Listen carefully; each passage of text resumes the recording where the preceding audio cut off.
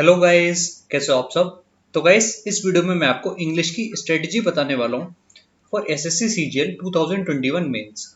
और देखिए गाइस, ये वीडियो आपके लिए इसीलिए इम्पोर्टेंट है क्योंकि कुछ इसमें मैं आपको डूज और डोंट्स बताने वाला हूँ। कुछ गलतियां आपको यहाँ पर अवॉइड करनी है जिससे आपका फालतू का टाइम वेस्ट ना हो। ठीक है, देखिए इंग्लिश वो सेक्शन है जिसमें जो भी मेजरली टॉपर्स रहते हैं ना, वो 180 या फिर 190 स्कोर करते हैं आउट ऑफ 200, इससे ज्यादा भी स्कोर करते हैं। ठीक है, तो आपका भी ये टारगेट होना चाहिए कि आपको 180 प्लस इंग्लिश में जाना है, तभी आप एक अच्छी रैंक बना सकते हो, एक अपनी डिजायर्ड पोस्ट ले सकते हो।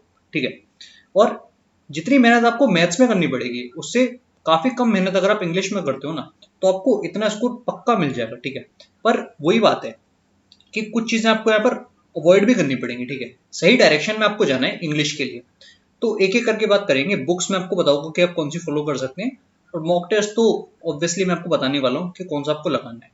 ठीक है, तो एक एक करके सब कुछ बात करेंगे।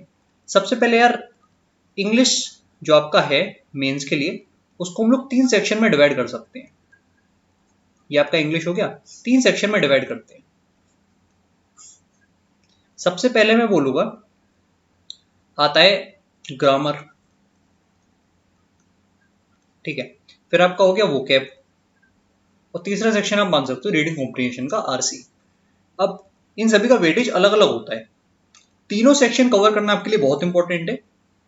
अब देखिए, ये मैं आपको पहले से क्लियर कर दूं कि कुछ स्टूडेंट्स ऐसे होंगे जिनकी ग्रामर ऑलरेडी अच्छी होगी पर उनकी वोकैब वीक होगी। ठीक है, कुछ स्टूडेंट्स ऐसे होंगे जिनकी वोकैब पहले से अच्छी है, उन्होंने वोकैब पहले से पूरी की पूरी वोकैब उन लोगों ने रट रखी है, पर ग्रामर वीक है। तो हर एक तरह के स्टूडेंट्स हमारे पास हो सकते हैं। ठीक है, कुछ स्टूडेंट ऐसे होंगे जो आरसी के अंदर पूरा पूरा स्कोर करते हैं। ठीक है, तो वो आप पर डिपेंड करता है। ठीक है, हर किसी का कोई ना कोई पोर्शन यहाँ पर स्ट्रांग होता है, कोई ना कोई पोर्शन वीक होता है, उसमें एकदम नॉर्मल बात है। जैसे मैं अपनी बात करूं तो मेरा वोकैब कंपेरेटिवली थोड़ा सा वीक है। ठीक है, अपनी मैं बात कर रहा हूँ कंपेरेटिवली बाकी दोनों सेक्शन के।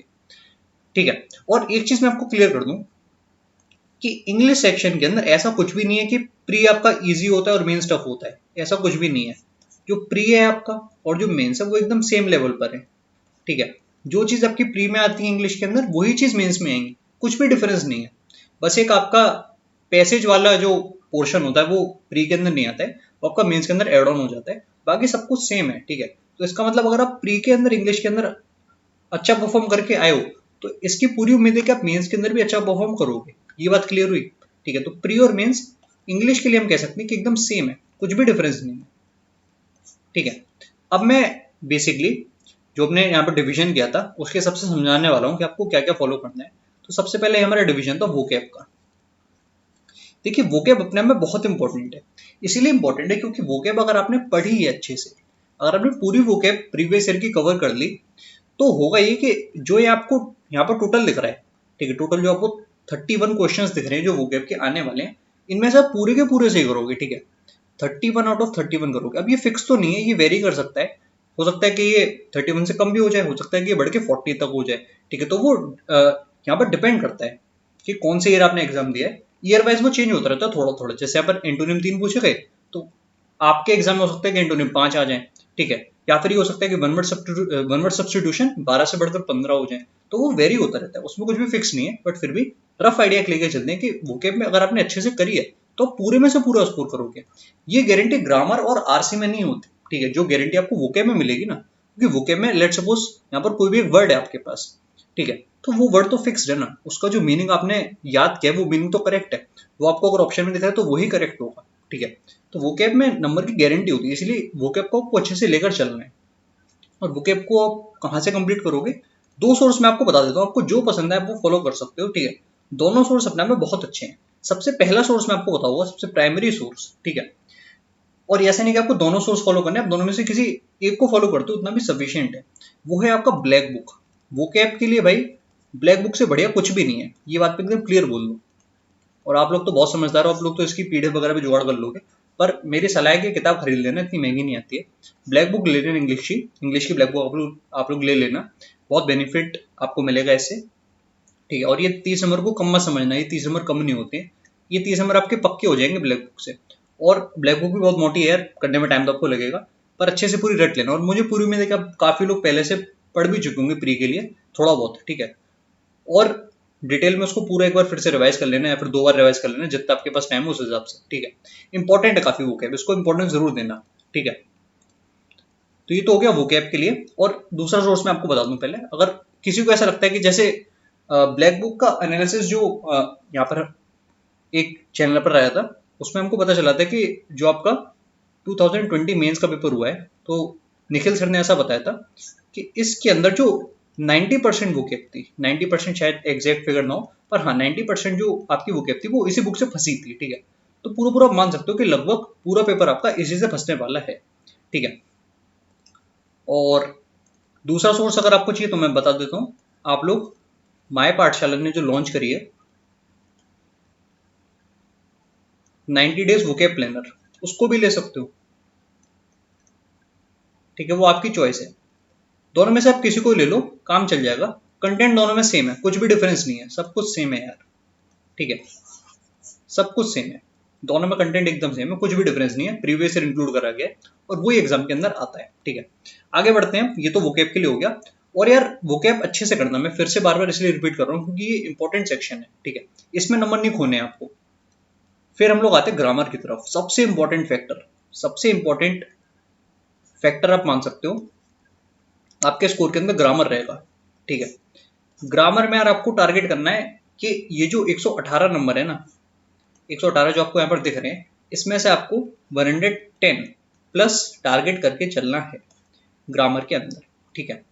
और यार ग्रामर एक बहुत ही वास्ट सेक्शन है, वैसे देखा जाए तो कोई भी ऐसी बुक नहीं है जो ग्रामर को पूरी तरीके से कवर कर दे, या फिर ऐसा कोई मैं आपको सोर्स बता दूं जिससे ये सब पूरी तरीके से कंप्लीट हो जाए, बट फिर भी हम लोग कुछ एफर्ट कर सकते हैं कि इसमें आपका स्कोर इंप्रूव हो, ठीक है। पहले तो आप लोग एक मॉक टेस्ट लगा के देखना कि आपके इसमें कितने नंबर आ रहे हैं, और मुझे पूरी उम्मीद है कि आपके अच्छे नंबर ही आएंगे। ऐसा नहीं होगा कि आपके नंबर 100 से भी कम आ रहे हैं, ठीक है, क्योंकि आपने प्री के लिए पढ़ाई करी, अगर आपने प्री क्वालिफाई करा है तो मतलब आपकी इंग्लिश अच्छी होगी पक्का, ठीक है। नहीं भी अच्छी है तो भी कोई दिक्कत की बात नहीं है, 3-4 महीने का समय बहुत होता है, आपकी इंप्रूव हो सकती है। और कौन से सोर्स आपको फॉलो करने हैं इन सभी टॉपिक्स के लिए, देखिए टॉपिक्स का वेटेज यहाँ पर आपको दिख रहा है कि 20 क्वेश्चन स्पेलिंग एरर के है, सॉरी स्पॉटिंग एरर के है, 22 क्वेश्चन सेंटेंस इंप्रूवमेंट के, और डायरेक्ट इनडायरेक्ट के 26 सवाल, एक्टिव पैसिव के 22 सवाल। तो देख रहे हो ना कि डायरेक्ट इनडायरेक्ट और एक्टिव पैसिव कितने इंपॉर्टेंट है, दोनों के मिलाकर ही लगभग 48 क्वेश्चन हो गए, ठीक है। तो आप देख रहे हो कि 25% जो आपका पेपर है, जो आपका 25% पेपर है, वो केवल 2 टॉपिक से आ रहा है, डायरेक्ट इनडायरेक्ट और एक्टिव पैसिव, ठीक है।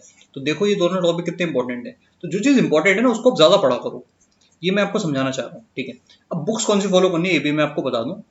देखिए ग्रामर के लिए यार एसएससी फील्ड के अंदर सबसे अच्छी बुक जो मुझे लगती है वो है प्लिंटू पैरामाउंट। सब लोग इसी को रिकमेंड करते हैं, प्लिंटू पैरामाउंट। ग्रामर के लिए आप लोग फॉलो करना, जरूर फायदा आपको मिलेगा, ठीक है। और अगर आपको दूसरा कोई सोर्स चाहिए, अगर आप चाहते हो नहीं इससे काम नहीं चल रहा आपका, तो एक सोर्स मैं आपको और बता देता हूँ। तो आप लोग फिर से माय पाठशाला ने जो लॉन्च करी है ग्रामर की एक बुक है, ठीक है, smart book of English for grammar, वो आप लोग परचेज कर लेना। अगर पैसा आपके पास हो तो ही करना, ठीक है, जबरदस्ती लेने की कोई जरूरत नहीं, वरना ये बुक भी अच्छी है, इसकी तो पीडीएफ भी मिल जाएगी आपको, ठीक है। और बस ये मुझे बताना था, ग्रामर के अंदर और कुछ खास ऐसा है नहीं, और ऐसा कुछ इंग्लिश में कोई ऐसा रूल नहीं है, हार्ड एंड फास्ट रूल जो मैं आपको बता दूं कि आप वहां से जाके वाली पीडीएफ कर लो आपका काम चल जाएगा, नहीं। इसमें थोड़ा टाइम देना पड़ेगा, पर हाँ इंप्रूव सबकी हो जाती है इंग्लिश, ठीक है। कुछ भी इसमें ऐसी डरने की बात नहीं है कि आप इंग्लिश में इंप्रूव नहीं कर सकते, बहुत लोग इंग्लिश में अच्छा स्कोर करते हैं, तो उससे आपको कॉन्फिडेंस आना चाहिए, ठीक है, कि काफी लोग 180 प्लस स्कोर कर रहे हैं तो आप भी कर सकते हो, पॉसिबल है। आगे बढ़ते हैं आरसी की तरफ। देखिए रीडिंग कॉम्पिटिशन के लिए कोई किताब काम नहीं आने वाली, कोई बुक इसके लिए काम नहीं करेगी, ठीक है, कोई बुक आपको फॉलो नहीं करनी, और कोई और ऐसा सोर्स नहीं है जो आप लगा सकते हो आरसी वगैरह इंप्रूव करने के लिए, इसके लिए केवल आपको रीडिंग करनी है। अब आप पूछोगे कि रीडिंग कैसे करनी है, तो रीडिंग आप लोग एक काम करो, आप लोग जो फोन के अंदर अपने आर्टिकल्स वगैरह देखते हो ना, जैसे आप फोन जो भी चला रहे हो तो उसमें गूगल की जो फीड आती रहती है उसमें इंग्लिश के आर्टिकल्स आप लोग पढ़ना शुरू करो, ठीक है। होता क्या है ना कि जो आरसी और पैसेज में, सॉरी जो पैसेज और क्लोज टेस्ट में जो भी हमारा कंटेंट आता है ना, वो जनरली क्या रहता है कि यहीं से फंसता है, ठीक है। फंसने का सेंस ये है कि ये जो कंटेंट होता है इसमें जो कॉमन वर्ड्स हम लोग यूज करते हैं in the articles, in the newspapers, वही सब वर्ड्स आपके यहाँ पर कॉमन होते हैं, ठीक है।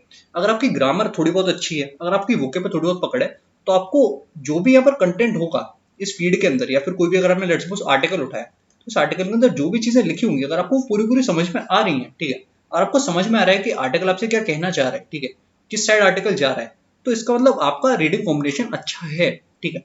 ये बात आपको याद रखनी है हमेशा।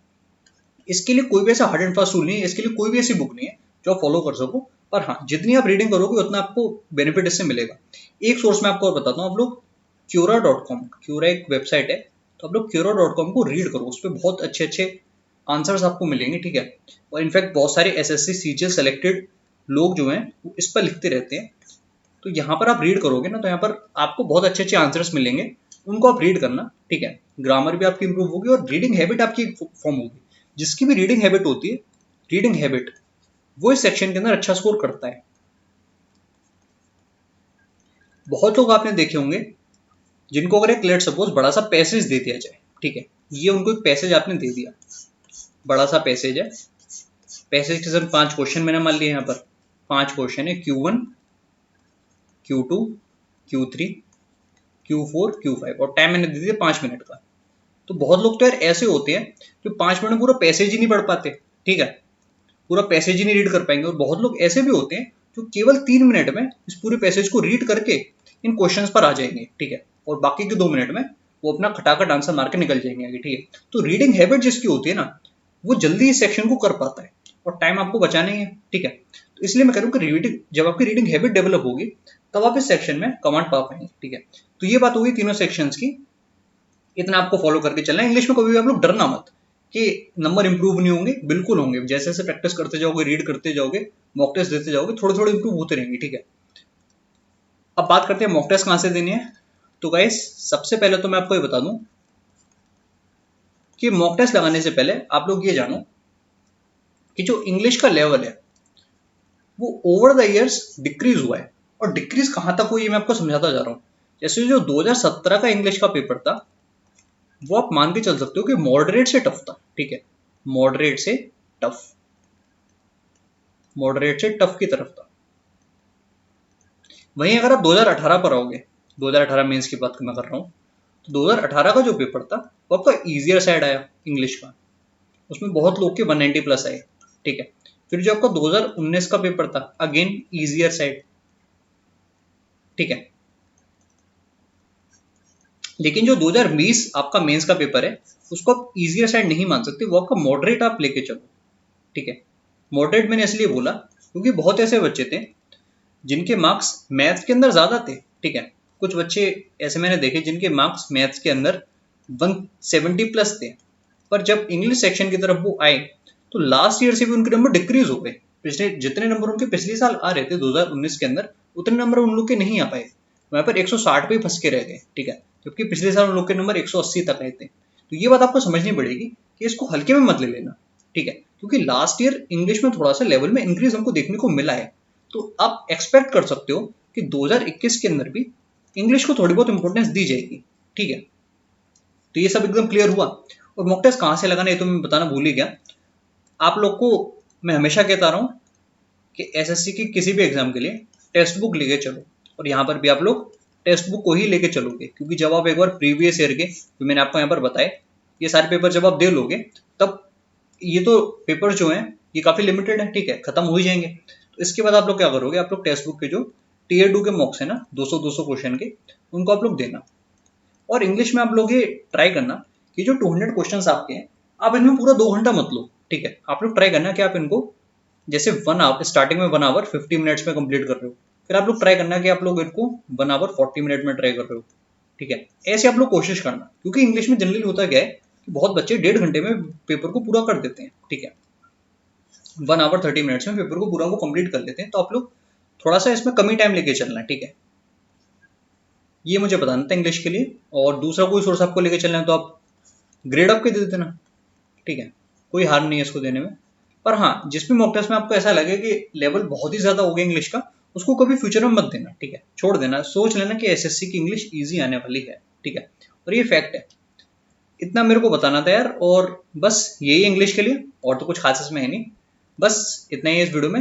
वीडियो को मैं यहीं तक रखता हूँ। Bye bye and take care. Channel को सब्सक्राइब कर लेना प्लीज। ओके।